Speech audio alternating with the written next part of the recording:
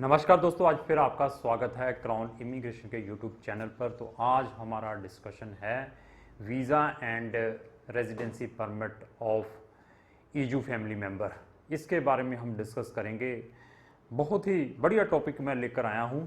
इसमें हम वीज़ा के बारे में भी डिस्कस करेंगे, जिसको हम डी या नेशनल वीज़ा कहते हैं, और एज वेल एज इसके बारे में हम डिस्कस करेंगे रेजिडेंसी परमिट आप कैसे ले सकते हैं अगर आपके हस्बैंड या आपके फादर या आपका बेटा ईयू का सिटीजन है, ईयू कंट्री का किसी का भी सिटीजन है, वो उसके थ्रू आप अपना वीज़ा या रेजिडेंसी परमिट कैसे ले सकते हैं।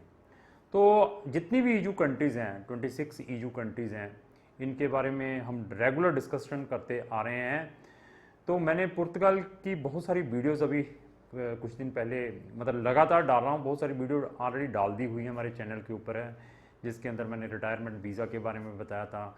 वहाँ पर आप किस तरीके से बिजनेस माइग्रेशन ले सकते हैं, पुर्तगाल की जॉब कैसे फाइंड आउट कर सकते हैं, जाने के बाद कौन सी कैटेगरी के थ्रू अपनी रेजिडेंसी परमिट अप्लाई कर सकते हैं। बहुत सारी चीज़ों को मैंने जनरल डिस्कशन किया था पुर्तगाल के बारे में।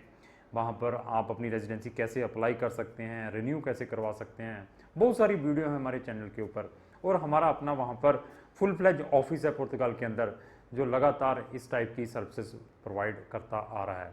तो ये वो इन्फॉर्मेशन जो मैं बताने जा रहा हूँ, ये प्रैक्टिकल करने के बाद हम ये चीज़ें बताते हैं। जब ये काम होते हैं हमारे हाथों के थ्रू, तो तब हमारा दिल करता है कि इस टाइप की चीज़ें हम अपने जो और प्रोस्पेक्टिव क्लाइंट्स हैं, जो मेरे व्यूवर्स हैं, जो हमारे चैनल के साथ जुड़े हुए हैं, उनको हम ज़रूर इस टाइप की इन्फॉर्मेशन शेयर करें। तो मेरे जितने भी व्यूवर्स हैं हमारे चैनल के साथ जुड़े, उनसे मेरी रिक्वेस्ट है कि अगर अभी तक आपने हमारे चैनल को सब्सक्राइब नहीं किया तो इमीडिएटली कर लें, हमारी वीडियो को जरूर लाइक एंड शेयर करा करें। तो शेंगन कंट्रीज़ में जो सबसे ज़्यादा प्रॉब्लम्स आती हैं पेरेंट्स को ले जाना इंडिया से, तो जितनी भी शेंगन कंट्री हैं दे आर वेरी टफेस्ट है पेरेंट्स के लिए। मतलब ईजी नहीं है वहाँ पर माइग्रेशन लेना फॉरेन कंट्रीज़ में, क्योंकि उसके अंदर बहुत सारी फॉर्मेलिटीज़ हैं। आपको डिपेंडेंसी दिखानी पड़ती है कि आपके जो पेरेंट्स हैं इंडिया में, उनकी जो एज है इतनी हो चुकी हैं, वो फुली आपके ऊपर डिपेंड हैं। उनको कोई इंडिया में कोई पेंशन नहीं आ रही, आपके कोई भाई बहन नहीं है जो उनको लुक आफ्टर कर सकते हैं, जहाँ वो मेडिकली मतलब अनफिट हैं, उनका मेडिकल रिपोर्ट दिखानी पड़ेगी, बहुत सारी फॉर्मेलिटीज़ करनी पड़ती है। इवन उसको दिखाने के बाद भी पेरेंट्स को बहुत सारी एम्बेसीज वीज़ाज नहीं देती जो शेंगन की है, जो हमारा अपना एक्सपीरियंस है, क्योंकि हम ये रेगुलर चीज़ें देख रहे हैं होती हैं। इवन जो इटली से आप जो हमारे बच्चे वहाँ पर हैं, जो हमारे जो क्लाइंट्स वहाँ पर हैं, जो ऑलरेडी वहाँ पर इंडियन हैं इटली के अंदर, वो बहुत कोशिश करते हैं, वहाँ से पेरेंट्स के पेपर अप्रूव करवा कर भेज देते हैं, नोलास्ता जिसको कहते हैं पेरेंट्स का, लेकिन यहाँ आकर वीज़ा नहीं मिलता उनको। वहाँ वाले तो कोई पूछते नहीं है, मिनिस्ट्री वाले। तो यहाँ आकर there is lot of formality है। अगर आपने अपने पेरेंट्स को लेकर जाना है, आप फैमिली को लेकर जाना है, स्पाउस को ले जाना है, तो it is very easy. Even आपने स्पाउस को ले जाने के बाद बहुत ईजी है, बच्चों को ले जाना बहुत ईजी है। चलो बच्चों की कुछ एज क्रॉस हो जाती है किसी लिमिट के बाद, तो तब उनके लिए भी बड़ा डिफिकल्ट है, क्योंकि कुछ कंट्री 18 प्लस मांगती है, 18 तक अंडर 18 वाले मांगती हैं, कुछ कंट्री अंडर 21 जो आपके बच्चे हैं उनको लेती है। तो इसी तरीके से पेरेंट्स को ले जाना बड़ा डिफिकल्ट है, बहुत सारे डॉक्यूमेंट दिखाने पड़ते हैं। इवन जो रिस्पेक्टिव एम्बेसीज हैं जितनी भी शेंगन की इंडिया के अंदर, वो थॉरोली वेरीफाई भी करती है। आपके घर में जो वेरीफाइड एजेंसीज हैं जो वेरीफाई करती हैं, जो उन्होंने हायर की होती हैं, उनको भेजती है, वो चेक करके आती हैं, आपके लंबड़दार से मिलती है, आपके सरपंच से मिलती है, आपका जो एमसी होता है मोहल्ले का उससे मिलती है, इवन गुआंढियों से मिलके जाती हैं। वो वहाँ से कंफर्म करती है कि आपके पेरेंट्स की कितनी डिपेंडेंसी है। और इतनी फॉर्मेलिटी करने के बाद भी पेरेंट्स को फिर वीज़ा नहीं मिलता। लोग फिर कहते हैं कि अभी करें तो करें क्या। तो उनके लिए ये बहुत ही इंटरेस्टिंग वीडियो है। जो हमारे इंडियन ऑलरेडी ईयू सिटीजन्स हैं, किसी भी ईयू कंट्री के सिटीजन हैं, इवन जो भी ईयू सिटीजन्स जिनके पास यूरोपियन यूनियन का पासपोर्ट है, इवन जाकर और किसी कंट्री का भी उन्होंने पासपोर्ट ले लिया है, क्योंकि ईयू कंट्री के किसी भी पासपोर्ट होल्डर वाले को ड्यूल सिटीजनशिप एप्लीकेबल है। अगर आपके पास पुर्तगाल का पासपोर्ट है, तो अगर आपने ब्रिटिश का भी पासपोर्ट ले लिया हुआ है, तब भी आपके लिए जो मैं वीडियो बनाने जा रहा हूं एप्लीकेबल है।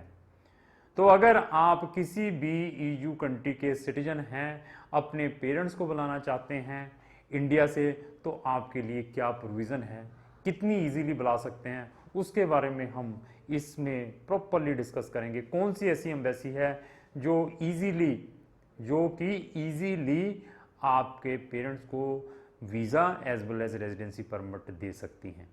तो फिर कंडीशन मैंने फिर बता दिया, वर्ड्स रिपीट कर देता हूं। ईयू सिटीजन्स होने चाहिए, आप इंडियन थे पहले, अभी आपने ईयू का पासपोर्ट ले लिया है।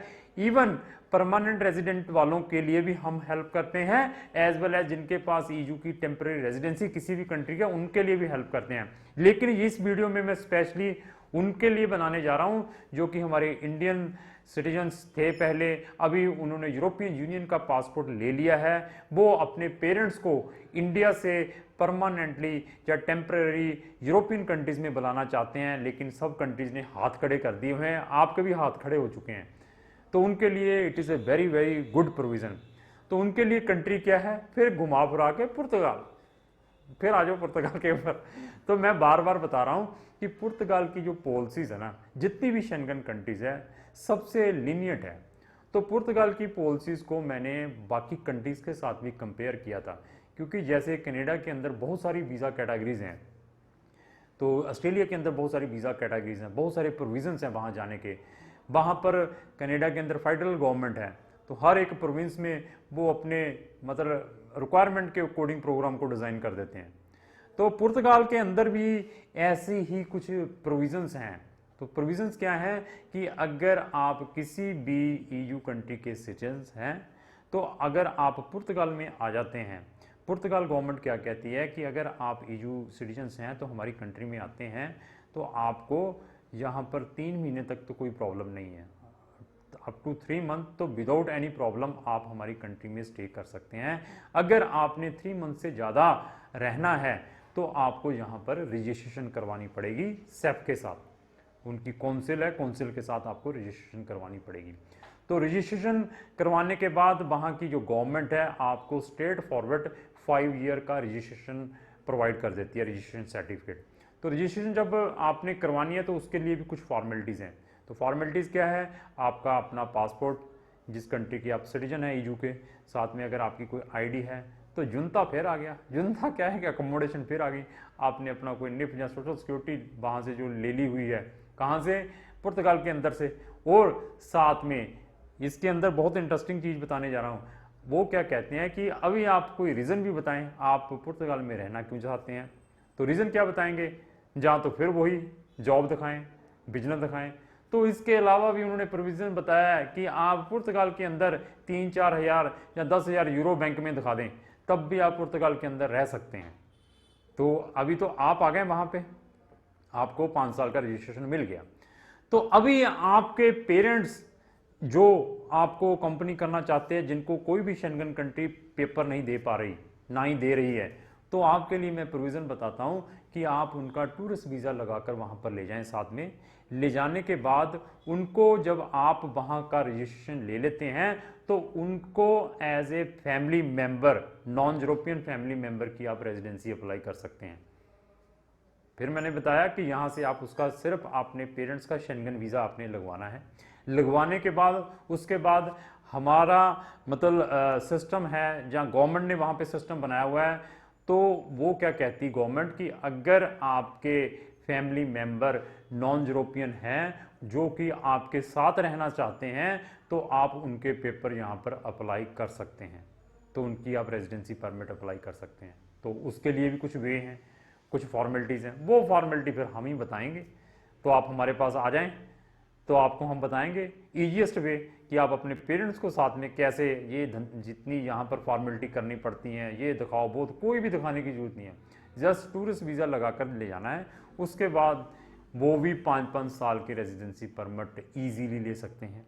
इसी तरीके से, ये तो आपके पेरेंट्स आ गए, इसी तरीके से अगर आपकी कोई आपने अपने स्पाउस को बुलाना है, कोई कंट्री उनको वीज़ा नहीं दे रही, तो आप थ्रू पुर्तगाल इस टाइप का एडवांटेज ले सकते हैं। तो फिर मैंने बता दिया कि अगर आप ईयू सिटीजन्स हैं, अगर आप अपने किसी भी ब्लड रिलेशन के फैमिली मेंबर को बुलाना चाहते हैं, फैमिली की डेफिनेशन में पहले सबसे पहले स्पाउस आती है, स्पाउस के बाद ही बच्चे आने हैं, फिर पेरेंट्स आते हैं। इनको अगर आप शेंगन कंट्रीज में परमानेंटली या टेम्पररी लाकर सेटल करना चाहते हैं, तो जो पुर्तगाल है that is the easiest way to मतलब get a residency permit of EU country.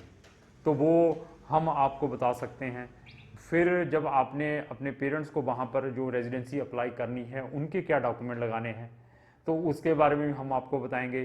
तो क्या उनका वहाँ पर आपने अपने पेरेंट्स का कोई बिजनेस दिखाना है, या उनको भी सिर्फ बैंक में सफिशिएंट पैसे दिखाकर भी उनकी रेजिडेंसी ले सकते हैं, क्या आपने अपने पेरेंट्स का वहाँ पर कोई जॉब कैटेगरी के थ्रू रेजिडेंसी लेनी है, या आपने इन्वेस्टमेंट के थ्रू लेनी है, किस कैटेगरी के थ्रू लेनी है, वो भी क्राउन इमिग्रेशन आपकी 100% हेल्प कर सकती है। तो पुर्तगाल से रिलेटेड अगर आपकी कोई भी क्वेरी है, हम ये नहीं है कि पुर्तगाल के सिर्फ वहाँ पर पेपर ही अप्लाई करते हैं जो शेंगन वीज़ा पे जाते हैं। तो 99% जो लोग वहाँ पर जो वीडियो भी बनाते हैं या काम करते हैं वो सिर्फ जो शेंगन पे उनके पेपर अप्लाई करते हैं। हम डिफ़िकल्ट से डिफ़िकल्ट केस पुर्तगाल का अप्लाई करते हैं, चाहे वो आप गोल्डन वीज़ा को लेकर चलें, चाहे आप वहाँ पे स्टार्टअप प्रोग्राम को लेकर चलें, चाहे वहाँ पर आप हाईली स्किल्ड माइग्रेशन को लेकर चलें। जितना भी टफेस्ट प्रोग्राम है वहाँ पर हम उसमें हेल्प करते हैं। इवन अगर आप उनको टूरिस्ट वीज़ा पर नहीं भी ले जाते तो आप यहाँ से उनका D6 वीज़ा भी अप्लाई कर सकते हैं। मैंने कुछ दिन पहले आर्टिकल 98 के बारे में डिस्कस किया था, पैराग्राफ 1 और 2 के थ्रू आप फैमिली रियूनियन कैसे ले जा सकते हैं। इसी तरीके से अगर आप उनको टूरिस्ट वीज़ा पर नहीं भी ले जा पा रहे हैं तो आप वहाँ जब चले जाते हैं आपको 5 साल का रजिस्ट्रेशन मिल जाता है, उसके बाद आप SAP में अपने पेरेंट्स के लिए अप्रूवल डाल सकते हैं। डालने के बाद यहाँ पर पुर्तगाल एम्बेसी उनको D6 वीज़ा भी इजीली प्रोवाइड कर देगी विदाउट एनी प्रॉब्लम।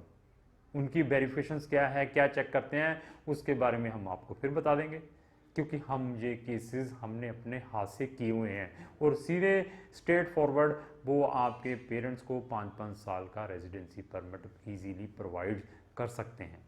तो पुर्तगाल से रिलेटेड अगर आपका कोई भी क्वेरी है, चाहे स्टडी परमिट को लेकर है, चाहे आपने वहाँ जाकर रेजिडेंसी परमिट अप्लाई करनी है, चाहे वहाँ पे आपने रेजिडेंसी परमिट लेना है किसी भी कैटेगरी के थ्रू, चाहे फ्रीलांसर के थ्रू, व्हाट्सएवर है, we can provide a easiest way कि आपके लिए कौन सी कैटेगरी ईजीएस्ट है जिसमें कम से कम आपका फाइनेंशियल लॉस है, जिसमें मैक्सिमम आपको बेनिफिट है। तो पुर्तगाल में हमारा अपना फुल फ्लेज ऑफिस भी है।